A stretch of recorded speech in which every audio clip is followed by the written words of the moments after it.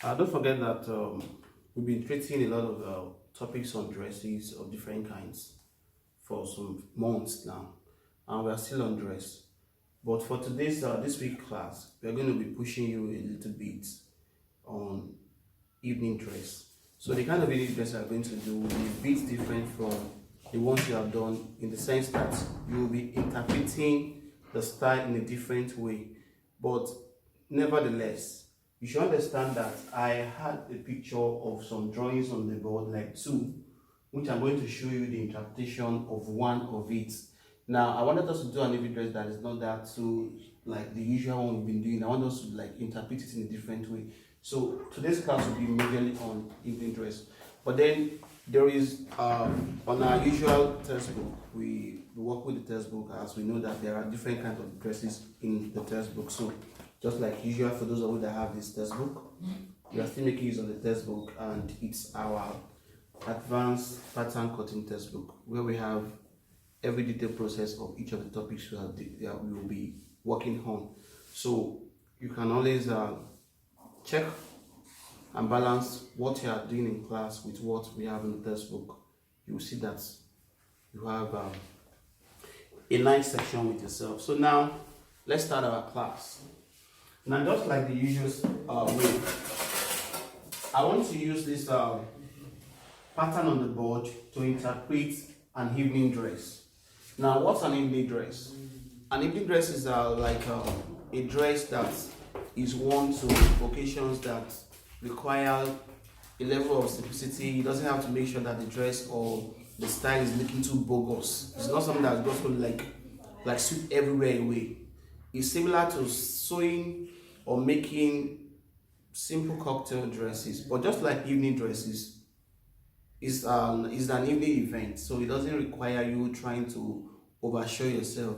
But then you should be able to always make sure that even though it's an evening dress, you can always create that kind of effect, control and effect in the kind of style you make for an evening event. So evening dresses can either be short or long. But most times the one you see either on Pinterest or other reference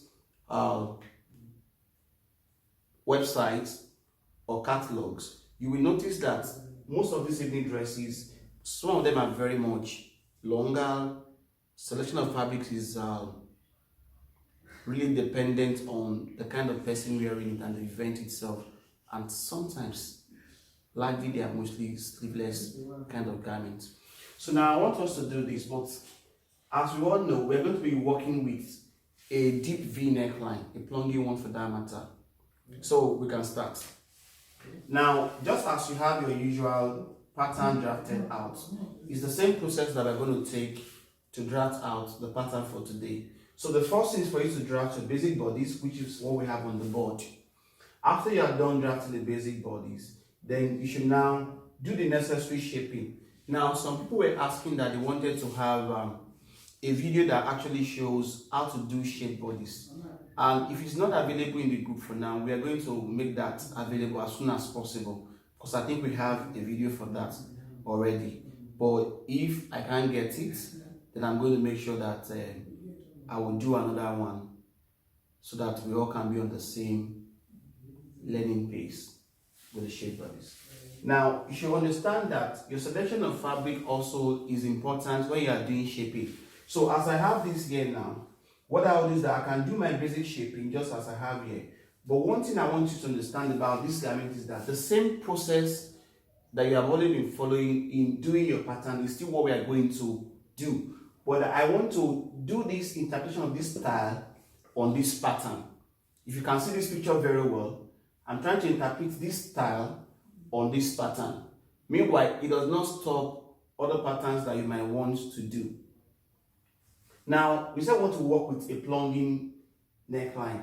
A plunging neckline is like most times deeper necklines that oftentimes are all V-shaped cuts. But because of this design, my neckline will be a bit controlled. So now let's start. First thing, once you're done with all this pattern, you can decide to transfer your dart or leave it there. Transfer to the underarm dart. Once you transfer to the arm dart, it shows that this pattern is no longer existing on the shoulder line.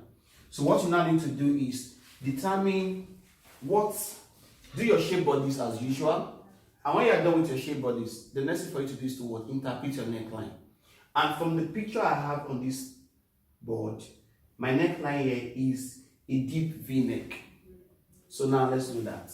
Now for you to do your V-neck, like I said earlier on, for those that have seen most of the videos that we've done together, I said sometimes your V-neck can start exactly on your neck point, and sometimes it can be a bit far away from the neck point. It depends on your taste and your choice.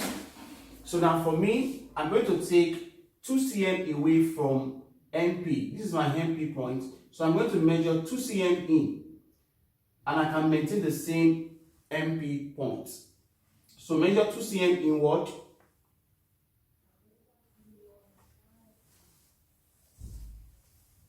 So I'm going to measure 2 cm inward. So this is my 2 cm. Measure 2 cm in from your NP. Then you come to, like we know that on our pattern, the 2 cm below the bust line is your point X. At that point X indicates that that is the apex part of the bust of the person you're drafting the pattern for. So it shows that at that apex point, most times more or less like your bust point area. So now I want to like walk in line with the point X so that it will give us a good reference. So once you do that, now you determine where your neck depth is going to be. And like you all know, it's always good that you measure your neck depth from the holo on the person if you are seeing the person directly. Don't guess. So once you have measured that one, the next thing you need to do is mark out your under bust line, because this particular style you're trying to interpret requires restyling the pattern towards the under bust area in connection with the neckline.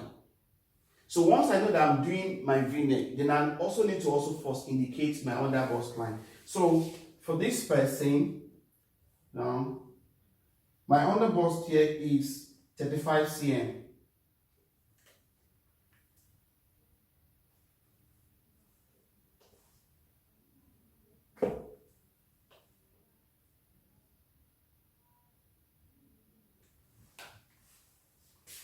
So I'll square it across 35 cm and I'll square across. QV. Under bust line. This is my waistline already. Now from here, now I'll have to now try and connect my V-neck line.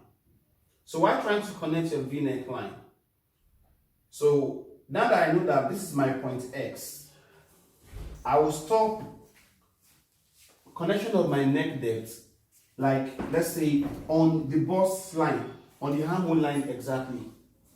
So I'm going to stop it here.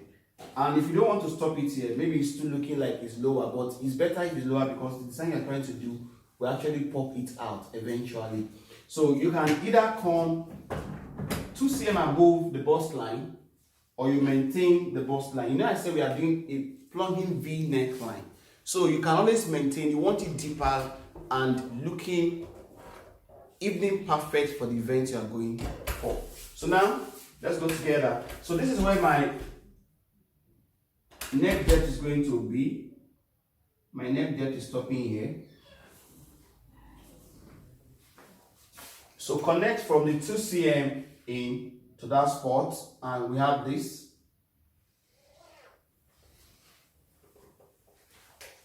Can you see me? So once you've done that, the next thing for you to now do is from this neck depth of yours, bring it back to the under bust line. And when you are doing that, you can do it whichever way you want to do it. You can do like this if you want, can connect like this, or you use your curve ruler. So let me use this one as an example. Now, I've gotten this now because now you're not trying to create a style line for your design. But you can make it straight. The one I have here is a bit curved. So I need to use a curve ruler to also do or interpret mine. So once you've done that, and you want this kind of effect, Then bring this one this way.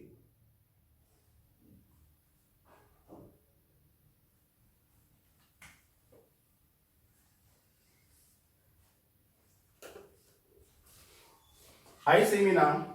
So what I have here now, you can see that I already achieved the V-neck line, and I'm also achieving the style line on the dress.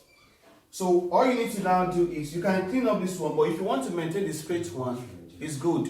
But now I'm working with that curved one because that one will actually give it a better effect. So once you're now done, that means you have this upper part, this upper part will now be into 3 layers of joining. You have the A part, we have the B part, and we have the C, because automatically you're going to have joining on the waistline. You're going to have joining on the waistline. Yeah. So unless maybe you don't want to have joining on the waistline, so you can still maintain not to have joining on the waistline. But for this particular purpose of this particular what we're trying to style out, you need to do that. But one thing again you should understand is that if you look at the style we have on the board, there is no dart at all, no dart reference at all on the pattern.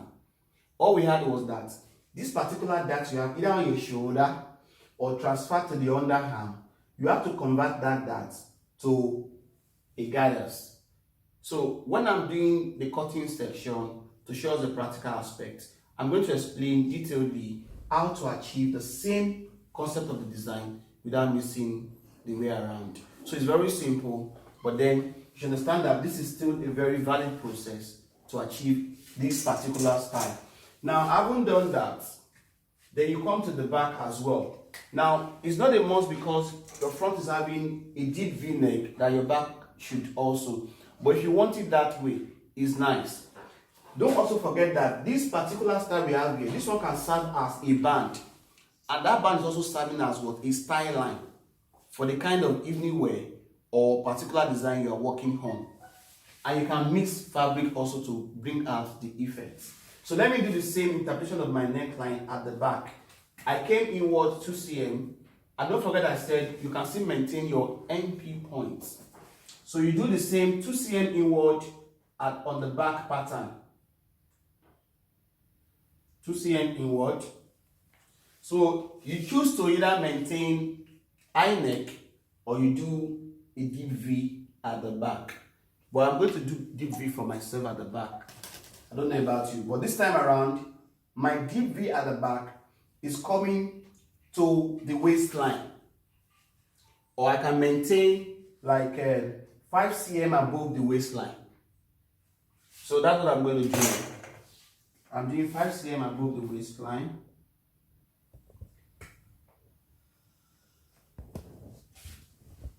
So I place this.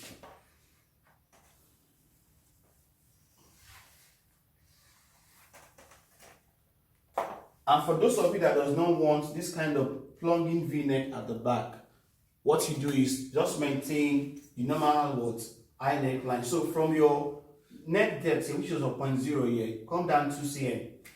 For those that want to maintain a high neck, just come down 2 cm on the center back, then place your roller to touch that 2 cm, then touching the 2 cm that you measured inward on the shoulder line. So now you have this already. So you have to direction to whatever design you are working on. You can still do your normal shaping as you have always been doing. You can maintain to do a loose dress, or you can give it fitting. Nevertheless, you can also try and make sure that your own kind of evening dress, if you want a split in front, you can do that. But if you are doing that, you should understand that you have to work with the princess line. But for the purpose of this particular design we have here that I'm interpreting for you, then you don't need to like stress yourself further. Just maintain the same process and you will have achieved the same look of the style. That's why I said this front portion has this upper part, which is all of this place. Then it has this one that looks like a shaped band. Then we have the waistline. So that is it about trying to like interpret this style to do the evening dress for the week classwork. So is there anybody having any question to ask or any area you want me to point back on?